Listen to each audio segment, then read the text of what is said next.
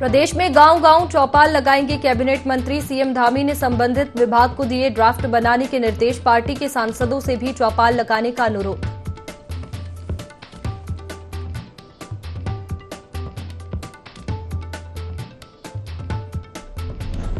ऋषिकेश में श्रीदेव सुमन विश्वविद्यालय के प्रशासनिक भवन का भूमि पूजन। मुख्यमंत्री पुष्कर सिंह धामी ने किया भूमि पूजन। गढ़वाली भाषा और संस्कृति नामक पुस्तक का भी किया विमोचन।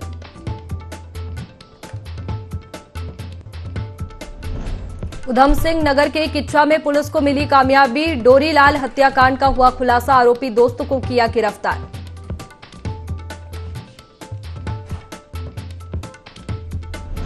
होल्याष्टक के साथ ही कुमाऊं में खड़ी होली का गायन शुरू। पूरे कुमाऊं क्षेत्र में हर्षोल्लास का माहौल। हर साल बड़े धूमधाम से मनता है खड़ी होली का पर्व। नमस्कार, आप देख रहे हैं देवभूमि लाइव। मैं हूं आपके साथ में वैष्णवी और खबर की शुरुआत देहरादून से, जहां कैबिनेट मंत्री गांव में चौपाल लगाएंगे। बता दें कि गांव में चौपाल लगाकर जनता की समस्याएं सुनेंगे। सीएम धामी ने कार्यक्रम क्रियान्वयन विभाग को चौपालों की रूपरेखा बनाने को कहा है। पार्टी के सांसदों से भी चौपाल लगाने का आग्रह किया है। सीएम धामी खुद भी कई जिलों में चौपाल लगा चुके हैं और चौपाल और संवाद में जो सुझाव मिलेंगे उन पर सरकार काम करेगी। तो बता दें कि कैबिनेट मंत्री गांव में चौपाल लगाएंगे। गांव में चौपाल लगाकर जनता की समस्याएं सुनी जाएंगी।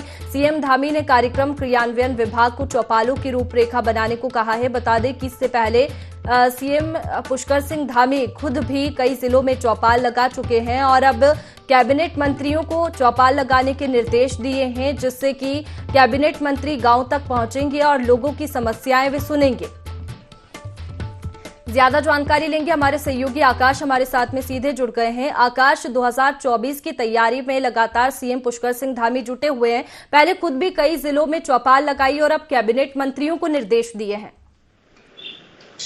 बिल्कुल वैष्णवी, जिस तरीके से सरकार की कोशिश ये है कि जनता के बीच में अधिक से अधिक जाया जाए और उसी को लेकर के मुख्यमंत्री खुद भी, अगर हम बात करें चंपावत में वो गए, उसके अलावा टिहरी में वो गए थे, उससे पहले हमने रुद्रपुर में उन्हें देखा था। तमाम जगहों पर मुख्यमंत्री गए थे और ऐसे में तमाम जगहों पर चौपाल लगाई थी, लोगों की समस्याएं सुनी थी, उसका निराकरण करने के निर्देश अधिकारी को दिए थे।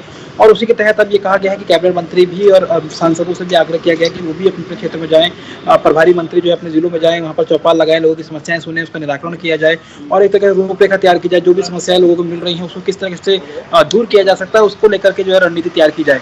तो कह सकते हैं कि सरकार की कोशिश है और यही वजह है कि 25 दिसंबर से सरकार ने ये शुरुआत की थी, जिसमें अगर हम बात करें अटल बिहारी वाजपेयी जी के जन्मदिन के मौके पर जो सुशासन दिवस मनाया था, तो उस समय तमाम मंत्री, खुद मुख्यमंत्री और विधायक और तमाम अधिकारी जो है गए थे, अपने अपने जिलों में गए थे और तमाम दूर से गाँव में गए थे जहाँ पर लोगों की समस्याएं सुनी थी, चौपाल लगाई थी।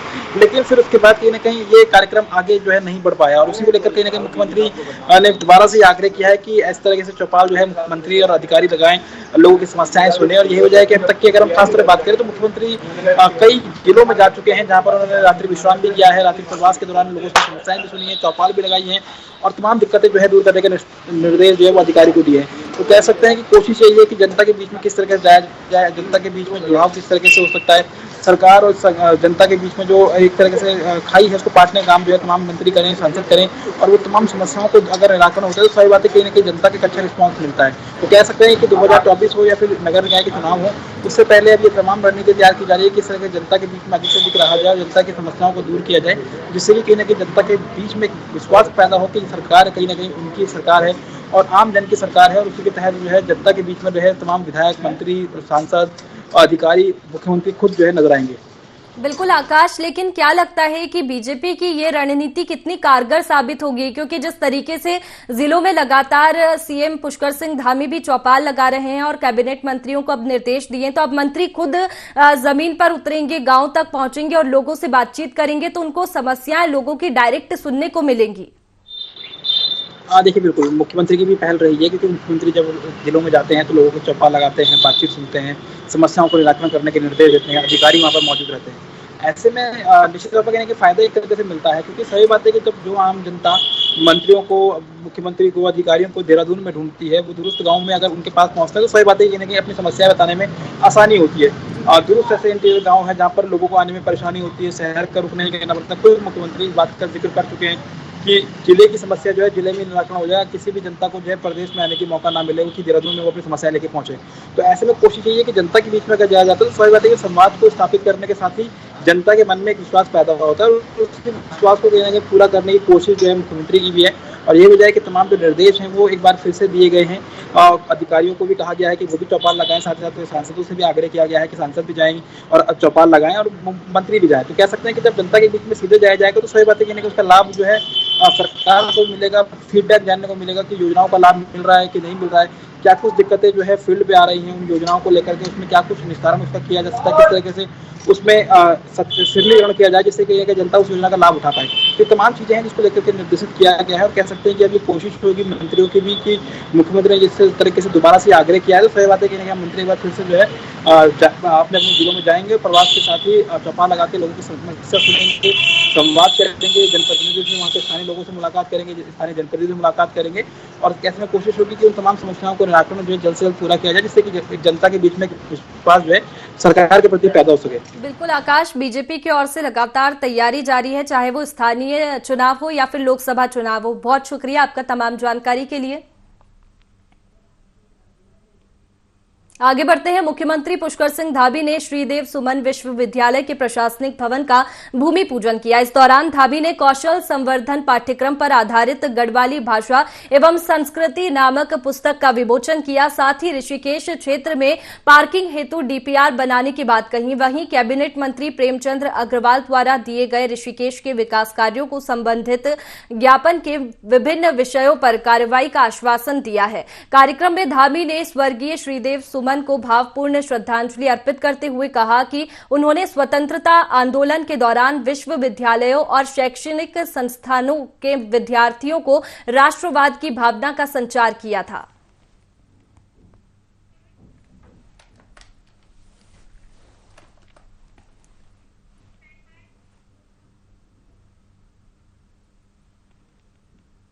चलिए आगे बढ़ते हैं। मुख्यमंत्री पुष्कर सिंह धामी ने सचिवालय में राजस्व प्राप्ति की स्थिति की समीक्षा के दौरान अधिकारियों को निर्देश दिए। मुख्यमंत्री ने अधिकारियों को निर्देश दिए कि अगले वित्तीय वर्ष के लिए अप्रैल में राजस्व लक्ष्य प्राप्ति के संबंध में बैठक की जाएगी, जिसमें सभी विभाग लक्ष्य प्राप्ति के लिए अपनी पूरी योजना बताएंगे। जिन विभागों का भी लक्ष्य के सापेक्ष राजस्व प्राप्ति कम है, मुख्यमंत्री ने उन विभागों के सचिवों को निर्देश दिए कि इस वित्तीय वर्ष की समाप्ति तक इसको अधिक से अधिक बढ़ाने के प्रयास किए जाएंगे। साथ ही मुख्यमंत्री ने निर्देश दिए कि ऊर्जा खनन एवं वन विभाग में राजस्व प्राप्ति बढ़ाने के लिए विभागों को विशेष प्रयासों की जरूरत है। विभागीय सचिव राजस्व बढ़ाने के लिए इसकी नियमित समीक्षा करें। ये सामने आया था कि बजट जो है अंतिम 2-3 महीनों में ही खर्च होता है, तो इसकी एक निरंतरता रहनी चाहिए कि बजट जो है वित्तीय वर्ष के प्रारंभ होने से पहले ही महीने से ये क्रम शुरू हो जाए और निरंतरता से बजट पूरा जिसके लिए रखा गया है उस काम में पूरा का पूरा जो है वो खर्च हो और विकास के काम कीजिए। चलिए आगे बढ़ते हैं। मुख्यमंत्री पुष्कर सिंह धामी ने अधिकारियों के साथ बैठक की। ये बैठक पौड़ी जिले के मंडलीय मुख्यालय कार्यालयों के संचालन और पौड़ी के गौरव को पुनः स्थापित करने को लेकर की गई, जिसमें अधिकारियों को पौड़ी को सर्वांगीण विकास के लिए विस्तृत कार्य योजना तैयार किए जाने के निर्देश दिए गए। सीएम धामी ने कहा कि पौड़ी जिला गढ़वाल के सांस्कृतिक विरासत का केंद्र है। पौड़ी की जनता को जो आश्वासन दिया गया उसके लिए समयबद्ध रूप से कार्य करने के लिए सरकार संकल्पबद्ध है। पौड़ी भ्रमण में गया था तो मैंने तभी तय किया था कि जो मंडल के कार्यालय है वो मंडल के कार्यालय पौड़ी से ही संचालित हो। उसको लेकर 2 बैठकें पहले हो गई हैं, एक सेक्रेटरी उस पर पहले बैठक ली है और आज मैंने उस पर बैठक ली है कि मंडल के कार्यालय वहीं से संचालित होंगे, जिससे कि पौड़ी का जो है जो विकास है या उसके आसपास का विकास है वो पूरी तरह से ठीक प्रकार से हो। और उसके साथ साथ वहाँ की कुछ विकास योजनाएं हैं, वहाँ का एक बाईपास है, वहाँ पर कुछ रिवर राफ्टिंग से जुड़े हुए प्रश्न हैं और आगे चलकर हेली सेवा है, पर्यटन है, वहाँ का कैसे बढ़े और बहुत सारे जो म्यूजियम वहाँ पर बनना है, तो बहुत सारी योजनाओं की आज सैद्धांतिक रूप से हम लोगों ने यहाँ पर स्वीकृति भी प्रदान की है। मुख्यमंत्री पुष्कर सिंह धामी ने छात्रों से संवाद किया। संवाद का विषय आत्मनिर्भर टिहरी की संकल्पना रखा गया। मुख्यमंत्री ने मेधावी छात्रों से चर्चा करते हुए कई विषयों पर चर्चा की। धामी का कहना था कि जीवन में समय का महत्व समझना बेहद जरूरी है। गुजरा हुआ समय वापस नहीं आता, इसलिए समय का हमेशा सदुपयोग करें। आगे धामी ने छात्रों को बताया कि जीवन में जो भी काम करे एक लीडर की तरह करे, जीवन में सफलता जरूर मिलेगी।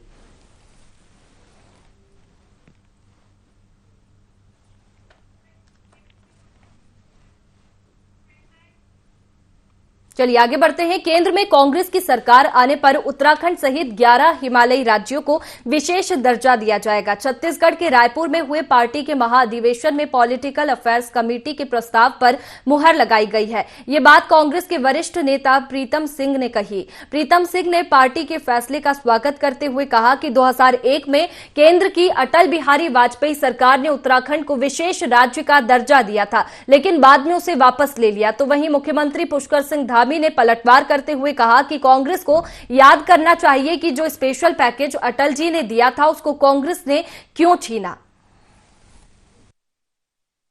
पॉलिटिकल रेजोल्यूशन था, इस पॉलिटिकल रेजोल्यूशन में कहा गया कि उत्तराखंड, हिमाचल प्रदेश और जम्मू कश्मीर के साथ साथ नॉर्थ ईस्ट के जो राज्य हैं, इन राज्यों को विशेष राज्य का दर्जा दिया जाएगा, जिसका लाभ प्रदेश के तमाम लोगों को मिलेगा। ये विशेष जो दर्जा है अटल बिहारी वाजपेयी जी की सरकार में उत्तराखंड राज्य को दिया गया था, विशेष पैकेज में दिया गया था। और कांग्रेस की तत्कालीन सरकार जब केंद्र में थी, वो उन्हीं के समय में बाद में वो समाप्त हुआ था, तो उसको आगे नहीं बढ़ा पाए थे। और मैं समझता हूँ कि आज हिमालयन राज्य हो या नॉर्थ ईस्ट के राज्य हो, प्रधानमंत्री आदरणीय मोदी जी के नेतृत्व में जितना विकास हो रहा है वो कभी आज तक स्वतंत्र भारत के इतिहास में नहीं हुआ। उत्तराखंड हो या हमारे हिमालयन राज्य, सबका विकास नहीं। मुख्यमंत्री Pushkar Singh Dhami district basketball association के टूर्नामेंट में शामिल हुए। इस दौरान धामी ने खिलाड़ियों का उत्साह बढ़ाते हुए उनके साथ बास्केट खेला। साथ ही विधायक आदेश चौहान के अनुरोध पर हरिद्वार में अंतर्राष्ट्रीय बास्केटबॉल कोर्ट बनाने की घोषणा की। धामी ने विभिन्न राज्यों से आए बास्केटबॉल खिलाड़ियों का स्वागत करते हुए कहा कि इस तरह की प्रतियोगिता उत्तराखंड में पहली बार आयोजित हो रही है। ये प्रदेश और देश के खिलाड़ियों के लिए अच्छी पहल है। धामी ने विजेता टीम रेड आर्मी को 1 लाख रुपए तथा runner up team Indian air force को 51,000 का प्रतीकात्मक चेक देकर सम्मानित किया।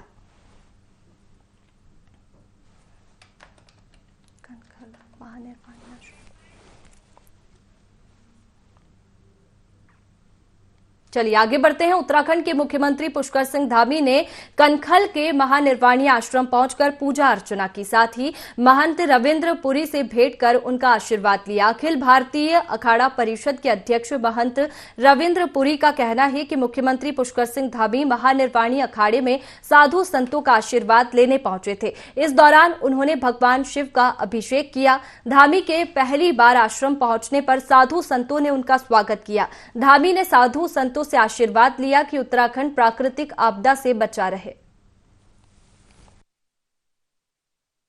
2-3 प्रोग्राम थे हरिद्वार में, तो वो यहाँ आशीर्वाद के लिए आए थे। भगवान शिव का उन्होंने अभिषेक किया और यहाँ महानिर्वाणी अखाड़े के श्री महंत और जो संत थे उनसे उन्होंने अपना आशीर्वाद लिया। सब लोगों ने उनका हार्दिक अभिनंदन स्वागत किया। पहली बार ये अखाड़े में उनका आगमन हुआ था। साधु संतों का कार्य है राजा को आशीर्वाद देना। राजा जब साधु संतों के आश्रम कुटिया में आते हैं तो संतों का कर्तव्य यही है कि वो उनको आशीर्वाद प्रदान करें। हमारा छोटा सा राज्य उत्तराखंड ये समृद्ध हो, प्राकृतिक आपदाओं से बचा रहे, और वो अच्छा कार्य कर रहे हैं। उसकी प्रशंसा के लिए संतों ने अपना आशीर्वाद के रूप में उनको शब्द भी दिए। और जो हमारी वैदिक परंपरा है, तिलक, चंदन, शोल, भगवा वस्त्र और रुद्राक्ष की माला पहना करके मुख्यमंत्री जी का स्वागत। सीएम पुष्कर सिंह धामी ने चंबा के टिहरी में अमर शहीदों को श्रद्धांजलि अर्पित की। उन्होंने राइफलमैन बीसी गब्बर सिंह और अमर शहीद श्रीदेव सुमन के स्मारक पर माल्यार्पण किया। भाजपा और भाजयुमो ने इस अवसर पर नकल विरोधी कानून पारित करने पर सीएम पुष्कर सिंह धामी को बधाई दी और मुख्यमंत्री के अभिनंदन में आभार रैली भी निकाली गई।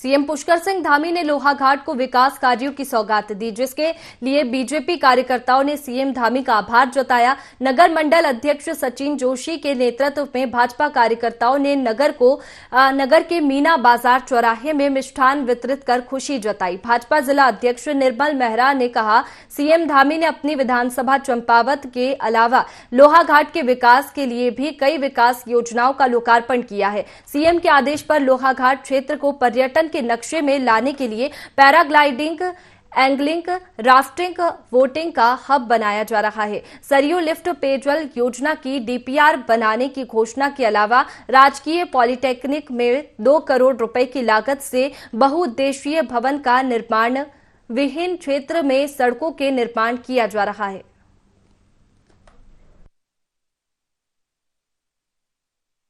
इस पूरे जिले को एक आदर्श जिला और पूरे प्रदेश के अंदर में एक अलग पहचान दिलाने का जो काम कर रहे हैं, उस निमित्त इस विधानसभा के लिए जो वर्षों पुरानी मांग यहाँ चली आ रही थी, सरयू लिफ्ट पेयजल योजना की, ये घोषणा की है कि जल्दी ही उस सरयू लिफ्ट पेयजल योजना की डीपीआर बनाई जाएगी और उसमें टेक्निकल जो भी मामले हैं उनको दिखाया जाएगा और अगर वो उचित पाया जाता है तो जल्द इस सरयू लिफ्ट पेयजल का निर्माण कराया जाएगा। टूरिज्म के संभावनाओं को देखते हुए बाड़ासुर जो हमारा विसंग क्षेत्र में स्थान है, किला है, वहाँ से पैराग्लाइडिंग और झुमाधुरी मंदिर से पैराग्लाइडिंग के लिए उसके लिए भी उन्होंने घोषणा की है। इसलिए लोहाघाट की जनता उनका तहे दिल से शुक्रगुजार और उनका धन्यवाद और आभार प्रकट करती है। आज पर्यटन को बढ़ावा देने के लिए निश्चित रूप से जो झुमाधुरी और बाड़ासुर से जो पैराग्लाइडिंग का जो सफल परीक्षण हुआ है, उसके लिए हम विशेष धन्यवाद देना चाहेंगे। पेयजल योजना के लिए डीपीआर अगर उचित पाई गई सभी क्षेत्रों से, तो इसमें भी सरयू लिफ्ट पेयजल योजना आज सभी कार्यकर्ताओं ने हमारे यशस्वी मुख्यमंत्री श्री पुष्कर सिंह धामी जी का धन्यवाद।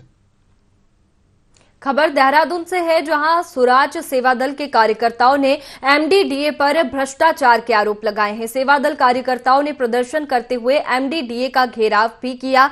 सेवा दल के प्रदेश अध्यक्ष रमेश जोशी ने कहा कि एमडीडीए के आला अधिकारी अपनी मनमानी पर उतारू है, आम जनता को परेशान करते हैं। एक तरफ तो सरकार भ्रष्टाचार मुक्त प्रशासन की बात करती है, लेकिन दूसरी तरफ सरकारी कर्मचारी ही भ्रष्टाचार को बढ़ावा देते हैं। आंदोलनकारियों का कहना है कि एमडीडीए आम नागरिकों की जमीनों को सील कर रहा है, लेकिन सरकारी जमीनों के कब्जों को नजरअंदाज कर रहा है। आंदोलनकारियों को जवाब देते हुए एमडीडीए उपाध्यक्ष बंशीधर तिवारी ने कहा कि स्वराज दल ने मांगों को लेकर ज्ञापन सौंपा है, उस पर अमल किया जाएगा। यदि कुछ गलत है तो उसमें सुधार किया जाएगा।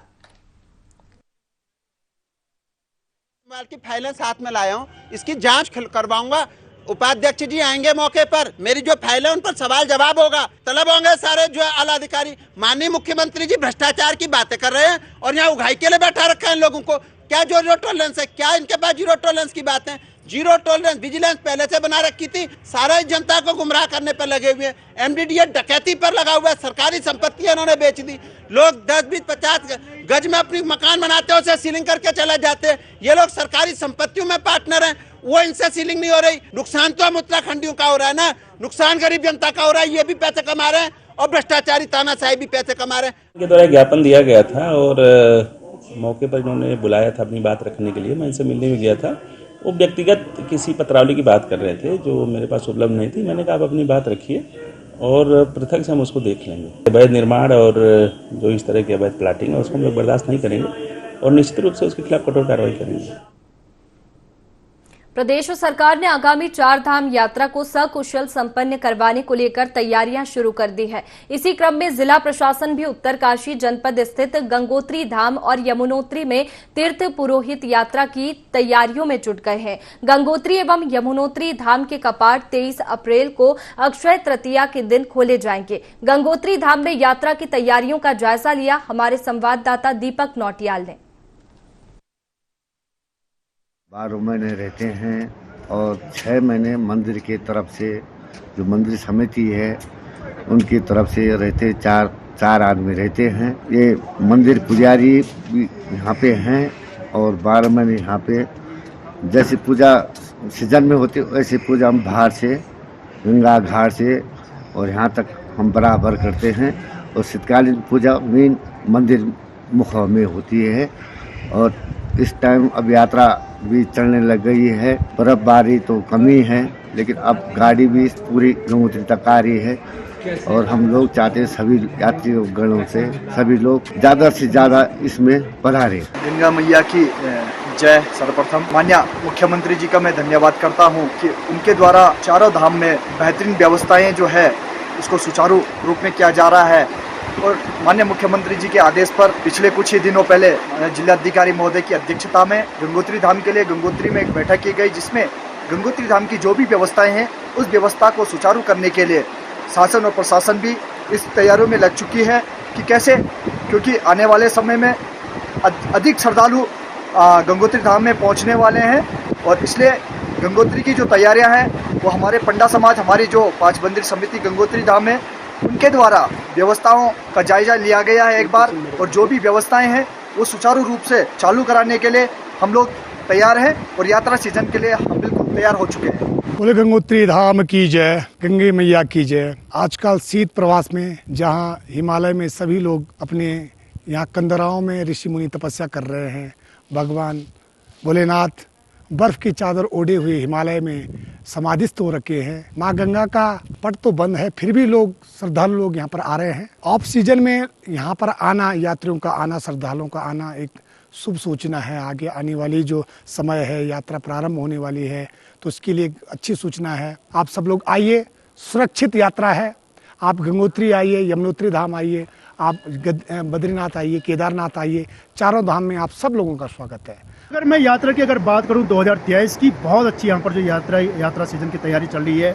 जितने भी गंगोत्री के जितने भी पंडे लोग हैं अपने होटल की पूरी सफाई कर रहे हैं, पूरी तैयारी यहाँ पर कर रहे हैं, गंगा घाट की पूरी सफाई कर रहे हैं, गंगा मंदिर की पूरी सफाई कर रहे हैं। सब यहाँ पर जो है शासन प्रशासन यहाँ पर बार बार बैठक लिया जा रहा है कि 2023 की जो यात्रा काल चलेगी उसमें किसी प्रकार की कोई चूक नहीं होनी चाहिए। उम्मीद है कि शासन प्रशासन के माध्यम से यहाँ पर यात्रा अच्छी चले। फिलहाल देवभूमि लाइव में इतना ही। मुझे दीजिए इजाजत। आप बने रहिए IND 24 पर। नमस्कार।